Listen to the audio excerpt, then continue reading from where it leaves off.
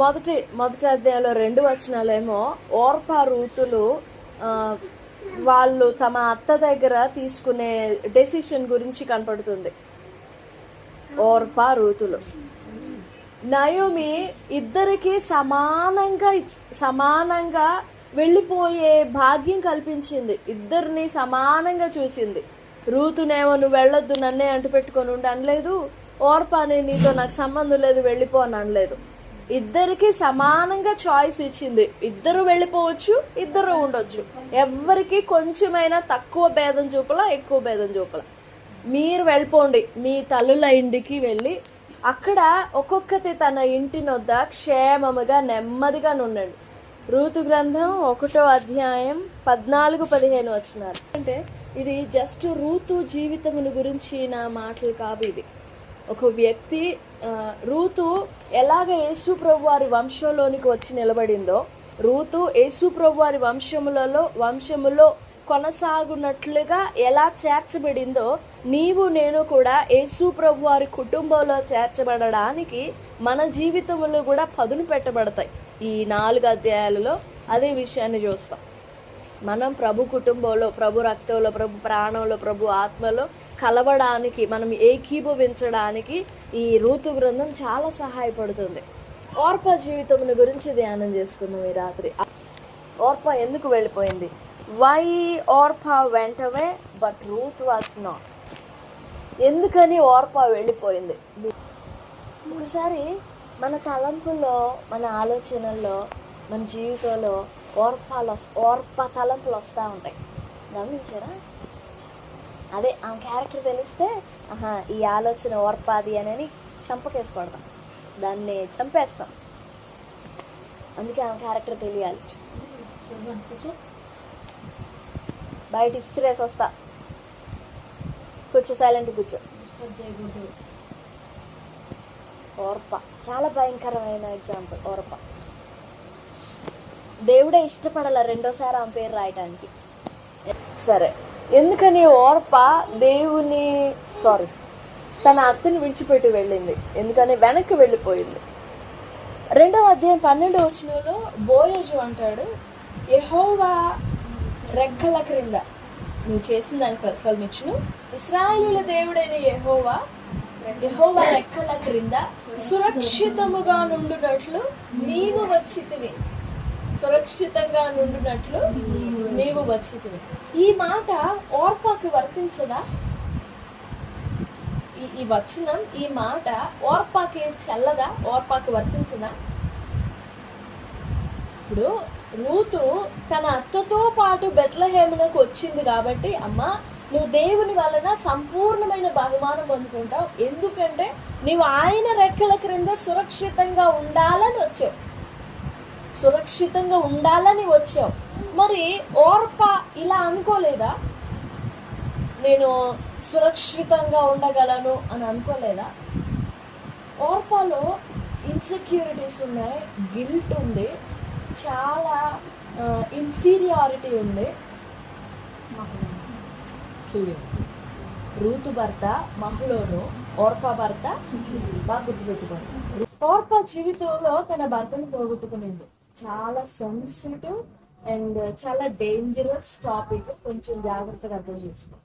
తన జీవితంలో భర్తను పోగొట్టుకునింది. ఇప్పుడు ఆమె ఏం చేయాలి?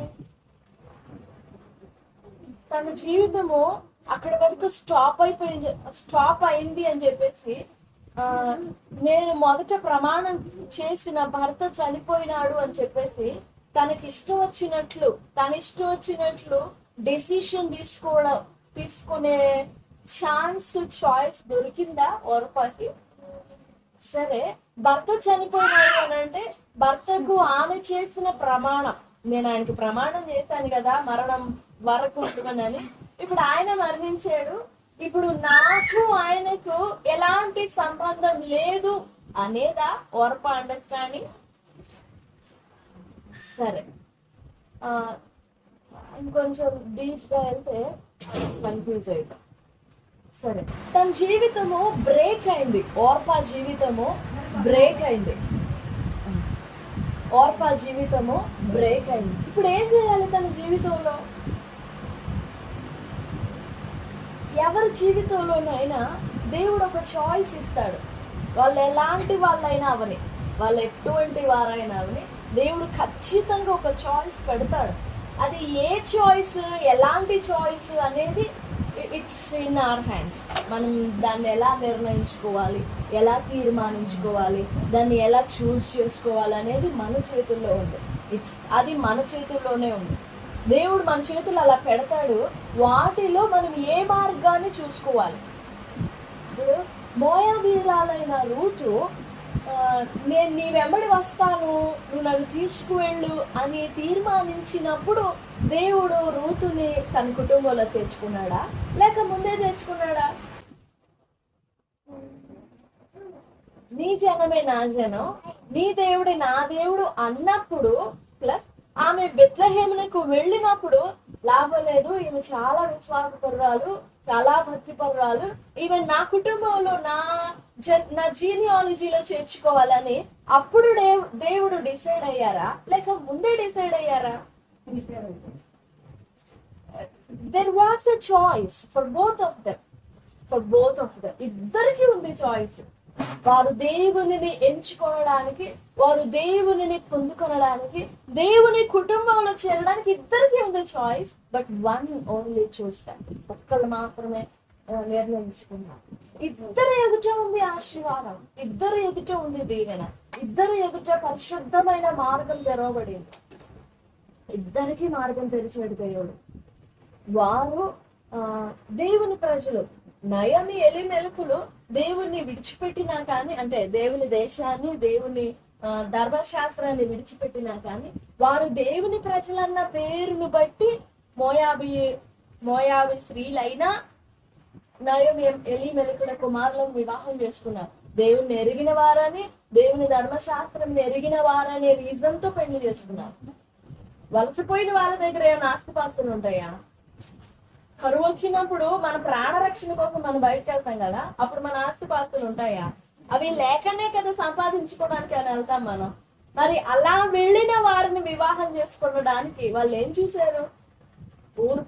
ఓర్పా రూతుల తల్లిదండ్రులు ఏం చూశారు? మహలోను కిలియోనులో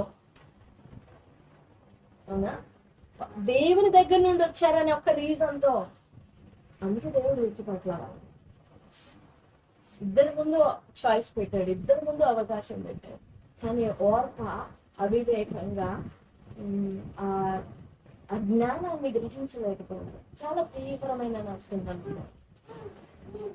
నయమి చెప్పింది, ఇద్దరికి చాయిస్ ఇచ్చింది. అమ్మ, నేను ముసల్దాన్ని, నా దగ్గర ఏం లేదు, మీరు వెళ్ళిపోయి మీ తల్లుల ఇంటికి వెళ్ళిపోండి, మీ తండ్రి ఇంటికి వెళ్ళిపోండి, గమనించండి, వెళ్ళేసి అక్కడే ఉండి మీ జీవితాలని సుఖంగా కాపాడుకోండి, నేను సంతోషిస్తాను, నేను దీవిస్తున్నాను మిమ్మల్ని. నా ఎడల, చనిపోయిన వారి ఎడలను, నా ఎడలను మీరు చూపిన దయను బట్టి యెహోవా మీరు కూడా దయచూపునిగా కానీ మనస్ఫూర్తిగా దీవించి పంపించేయాలనుకుంది. ఇద్దరిని నిండు మనసుతోనే దీవించింది.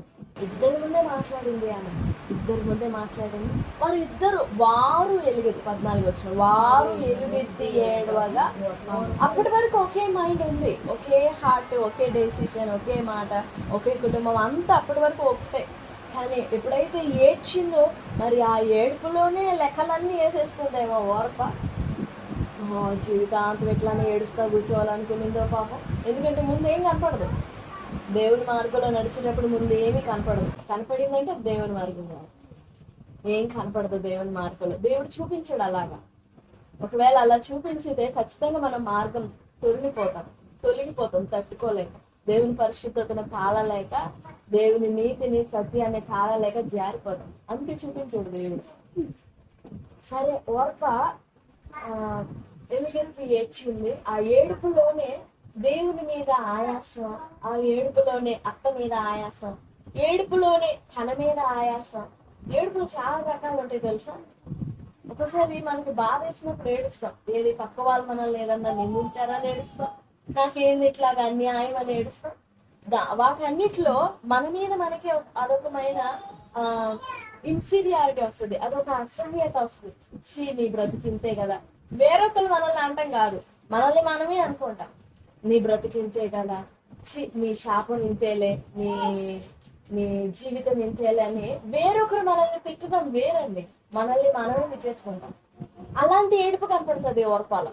ఇంక నీ బ్రతికింతేలే, నీ యవన ప్రాయంలోనే నీ జీవితం ఎట్లాగా అయిపోయింది, ఇంతేలే నీ జీవితం, ఇంతేలే నీ జీవితం అనే నిరాశ, నిస్పృహ, అసహనం, అవిశ్వాసం, భయం, ఆందోళన ఇవన్నీ రేగినాయి ఆమెల ఏడుపులో. 119వ కీర్తన 3, 4, 5, 6. ఆయన మార్గంలో నడిచినప్పుడు పాపం చేయం. 5వ వచనం, స్థిరపరచబడిన హృదయము దేవునిని చక్కగా గ్రహిస్తుంది. మన హృదయము దేవుని మీద ఆనుకొని, మన ప్రవర్తన దేవుని మీద, దేవుని ఆజ్ఞ మీద, దేవుని మాట మీద స్థిరపడినప్పుడు మనం కదలం, మనం బెదిరిపోము, జడియము, సనగము, షేక్ అవ్వము. మన ప్రవర్తన అలా స్థిరపడుతుంది దేవుని ఆజ్ఞ మీద.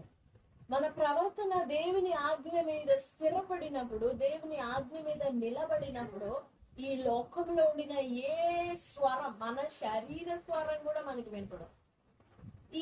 ఇలా ఈ లోకము, ఈ శరీరము యొక్క స్వరము, ఈ అరుపులు, కేకలు, ఈ జీవితం అంతా, ఈ లోకమంతా స్తంభించినప్పుడు ఆ మెల్లని స్వరం వినపడుతుంది. అప్పుడు ఆ మెల్లని స్వరము వలన ఈ ఆజ్ఞను నెరవేర్చుటలో ఇంకా బలపరచబడతాం. అప్పుడు మనకు అవమానం కలగదు. ఎప్పుడు అవమానం కలగదు? ఆ స్వరాన్ని విన్నప్పుడు. గమనించండి, 22వ అధ్యాయం ఆదికాండంలో 2వ వచనం. ఆదికాండం 22వ అధ్యాయం 2వ వచనం. నీవు ప్రేమించు ఇస్సాకును, ఒక్కడైన నీ కుమారుని అనగా నీ ప్రేమించు ఇస్సాకును తీసుకొని మోరియా దేశమునకు వెళ్ళి అక్కడ నేను నీతో చెప్పబో పర్వతములలో ఒకదాని మీద దహన బలిగా అర్పించమని చెప్పాడు. ఎవరిని? నీకు ఒక్కడైన కుమారుని నీవు ప్రేమించు ఇస్సాకు, నీ ప్రేమించు కుమారుడు. అదేంటి? That was a command. దేవుని మాట ఎప్పుడు కూడా మనకి ఆజ్ఞ. 12వ వచనం. అప్పుడు ఆయన ఆ చిన్నవాని మీద చెయ్యి వేయకము, అతనేమీ చేయకము చాలు. ఇది కూడా ఆజ్ఞ. ఆ చిన్నవాడిని ఏం చేయొద్దు, ఆ చిన్నవాని మీద చెయ్యి వేయొద్దు. ఇది కూడా ఆజ్ఞ. ఈ ఆజ్ఞ యొక్క స్వరం ఎలా కనపడుతుంది? ఇప్పుడు అబ్రహాము దేవుని మాట చొప్పున కత్తి పైకెత్తకపోతే ఆ చిన్నవాడిని ఏం చేయొద్దు అనే మాట వస్తుందా? ఆ మాట మాట్లాడే అవసరం ఉంటుందా? ఉండదు. ఒకవేళ అబ్రహాము తన కుమారుని బంధించి ఖడ్గం పైకెత్తకపోతే ఆకాశం చీల్చబడి పరలోకం నుండి స్వరం వినపడేది కాదు. నా తోడు అని దేవుడు కూడా ప్రమాణం చేసేవాడు కాదు. ఊహించండి, అబ్రహాం తన పని తను చేసుకుని పోతా ఉన్నాడు. వెళ్ళిపోయాడు, మోరియా దేశానికి వెళ్ళిపోయాడు. మోరియా అనేది ఒక దేశం, అదొక పర్వతం, చాలా పర్వత శ్రేణి అది. ఆ పర్వతములలో ఒక్కదాన్ని నేను చూపిస్తా, ఆ పర్వతం మీద నువ్వు దహన బలి అర్పించాలన్నాడు. అప్పుడు మాట వినపడింది, విని బయలుదేరిపోయాడు. సనుక్కుంటా గొనుక్కుంటా, ఏంటి దేవుడు దహన బలి అప్పట్లో అందరికి పరిచయం అయిన బలి, నర బలులు జరుగుతా ఉన్నాయి. అలాంటి దేవుడు నన్ను అడుగుతున్నాడు ఏంటి? నా కుమారుని దహన బలిగా అర్పించమన్నాడు ఏంటి? ఇస్సాకు వలననైనది నీ సంతానం అన్నాడు కదా, ఏంటి మాట తప్పుతున్నాడా? చాలా డౌట్లు వస్తాయా రావా? ఎన్ని సందేహాలు వస్తాయి, ఎంత గలిబిలైపోవాలి, ఎంత కన్ఫ్యూజన్ ఉంటుంది. ఆజ్ఞ మీద మన దృష్టి నిలబడినప్పుడు, ఆజ్ఞ మీద, దేవుని మాట మీద మన ప్రవర్తన స్థిరపడినప్పుడు సందేహానికి ఇతరత్ర ఆలోచనలకి తావు ఉండదు. ఎప్పుడైతే మన దృష్టి, మన ప్రవర్తన ఆజ్ఞ మీద నిలబడదో, ఆజ్ఞ మీద స్థిరపడదో, దెన్ విల్ రోమ్ అరౌండ్. లోకమంతా దేశాటన చేస్తున్నాం. ఇప్పుడు మన ప్రవర్తన దేవుని మాట మీద, దేవుని ఆజ్ఞ మీద స్థిరపడనప్పుడు చక్కగా ఎన్నో కన్ఫ్యూజన్స్ రావచ్చు. కానీ అబ్రహాం మాత్రం దేవుడు మాట్లాడిన ఆ మాటని కొంచెమైనా తప్పిపోలేదు, కొద్దిగానే తొలగిపోలేదు ఆ మాటలో నుండి, ఆ ఆజ్ఞలో నుండి. ఆ ఆజ్ఞ మీద తన ప్రవర్తన సరిగా స్థిరపరుచుకున్నాడు కాబట్టి, ఆ ఆజ్ఞను చాలా గౌరవ మర్యాదలతో ఆజ్ఞను నెరవేరుస్తున్నాడు కాబట్టి అబ్రహామా అబ్రహామా అని పరలోకం నుండి అబ్రహామును ఆపివేయడానికి, ఆ చిన్నవాని మీద చేయి వేయకము, ఆ చిన్నవాని ఏమీ చేయకము అనే ఆ స్వరం కూడా వినపడింది అబ్రహాం.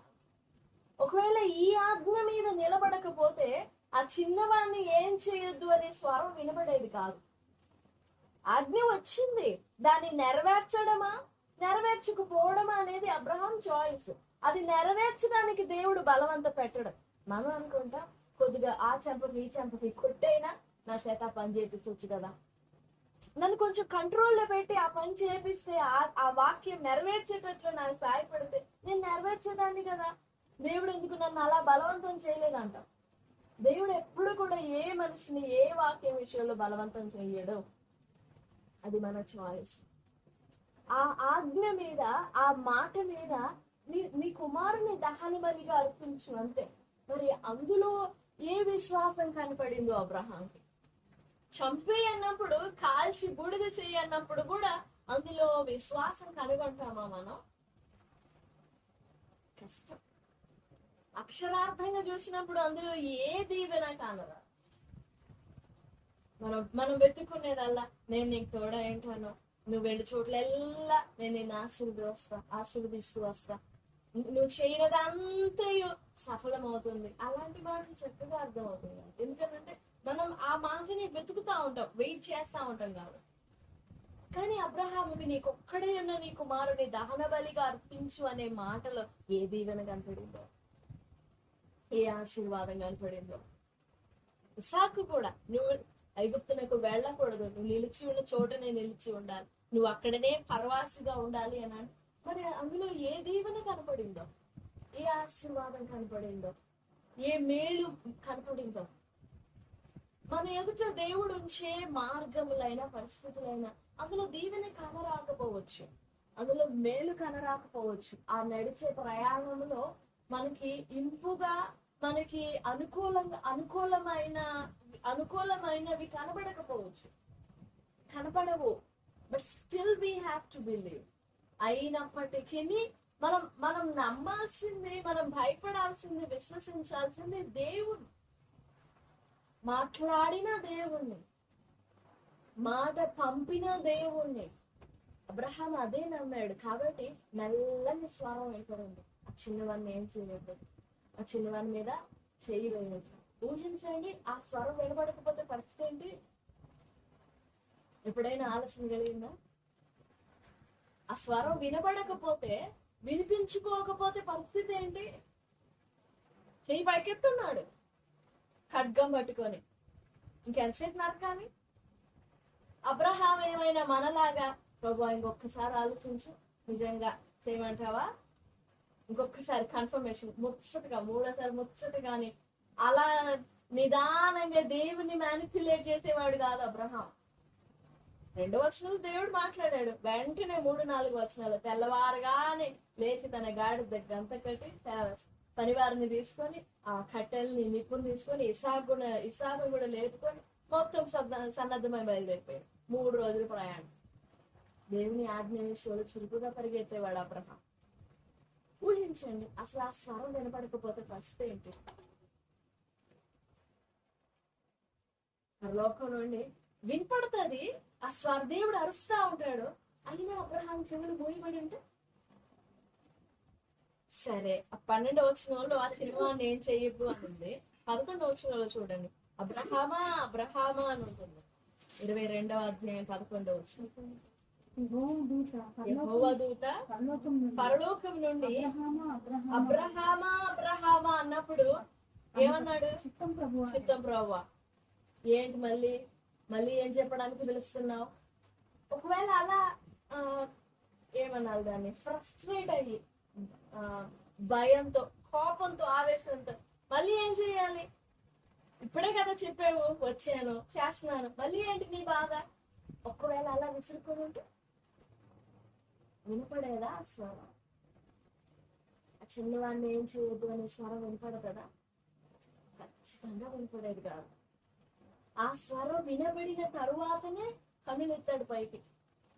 13వ వచనంలో ఉంటారు, కన్నులెత్తి చూసినప్పుడు వెనుక తట్టు ఒక పొట్టేలు కనపడింది. అబ్రహామా అబ్రహామా అని పిలిచినప్పుడు రెస్పెక్ట్ గా మొదటి 2 వచనాల్లో ఎలా చిత్తం ప్రభు అన్నాడు, సేమ్ 11వ వచనంలో కూడా. మొదటి వచనంలో ఏం లేదు, హాయిగా ఏదో కొత్త వాగ్దానం ఇస్తాడు అన్నట్లుగా చిత్తం ప్రభు అని ఉండొచ్చు. 11వ వచనంలో తన హృదయంలో చాలా బరువైన భారం ఉంది, కుమారుణ్ణి దహన బలిగా అర్పించాలనే బరువు. అయినా కానీ చిత్తమేనా? అయినా కానీ చిత్తం ప్రభు అనగలమా?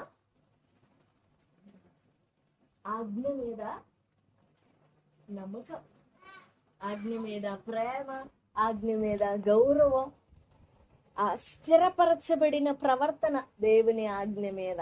అందుకే మెల్లని స్వరం వినపడింది.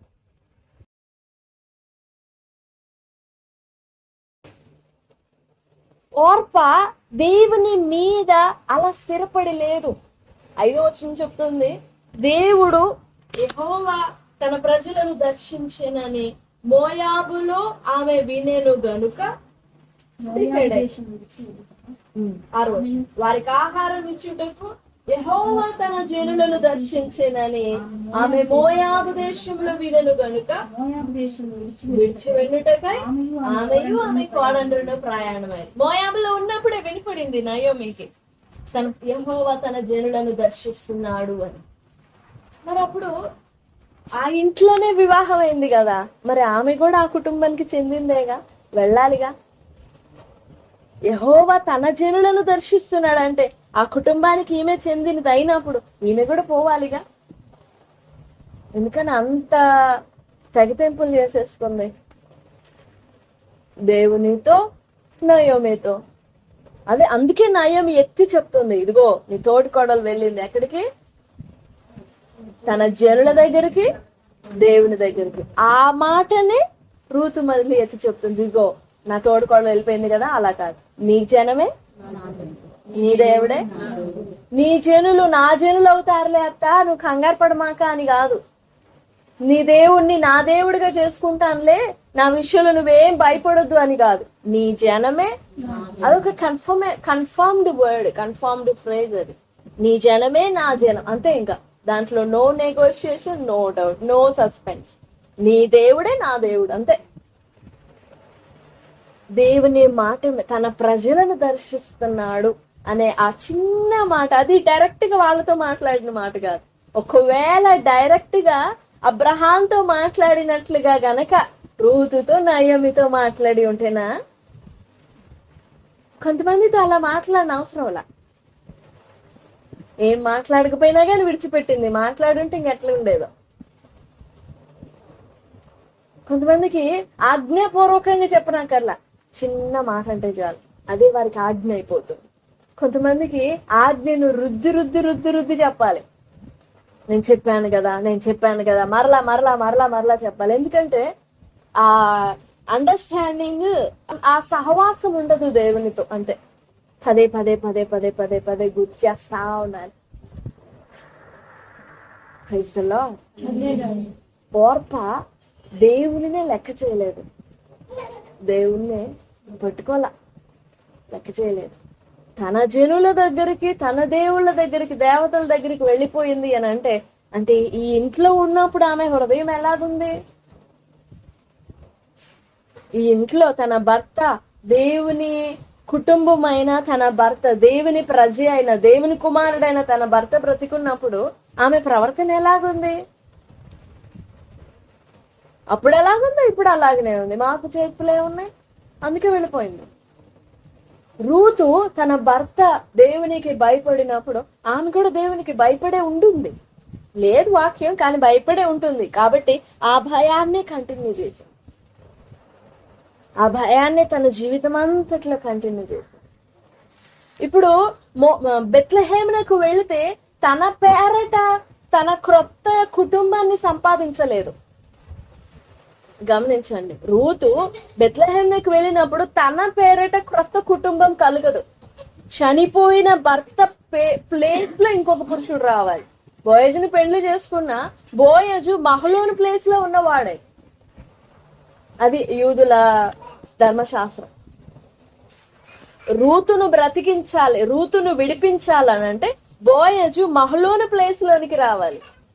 అందుకు ఇష్టపడ్డాడు బోయజు, అందుకు ఇష్టపడింది రూతు కూడా.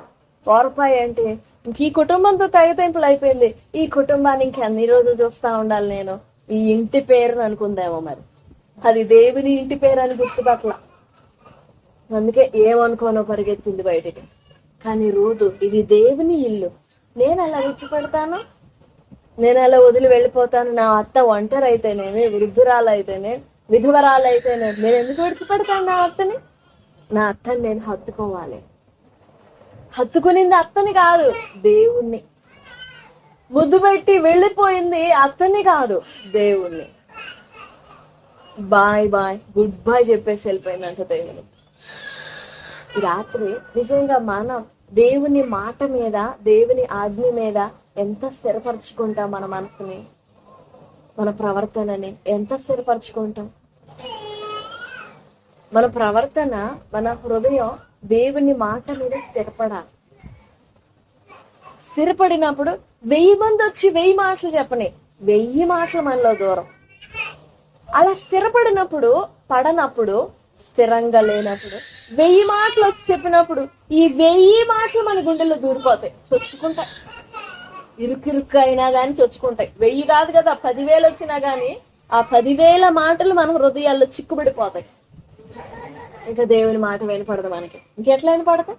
ఈ గోలే వినపడతా ఉంటది. అదిగో అలా చెయ్యి, ఇదిగో ఈ మార్గంలో వెళ్ళి, అది చెయ్యి, ఆ మాట విను, ఈ మాట విను, ఆ పని చేయి, ఈ పని చేయి. దేవుని మెల్లని స్వరం వినపడదు. దేవుడు కేకలేయడు. ఈ 1000 స్వరాల కంటే, ఈ 10,000 స్వరాల కంటే నా మాట నీకు వినపడాలి అని గట్టిగా చెప్పడు దేవుడు. అరువడు, కేకలు వేయడు. మన జీవితాన్ని స్తంభింపజేసి, we have to number, we have to stop everything.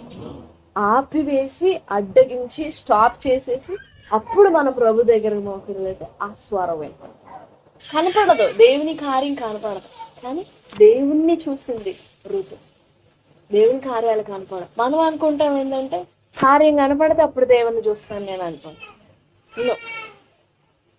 విశ్వాసం అనేది అది కాదు, అది విశ్వాసం కాదు, అది పరిశుద్ధమైన విశ్వాసం కాదు.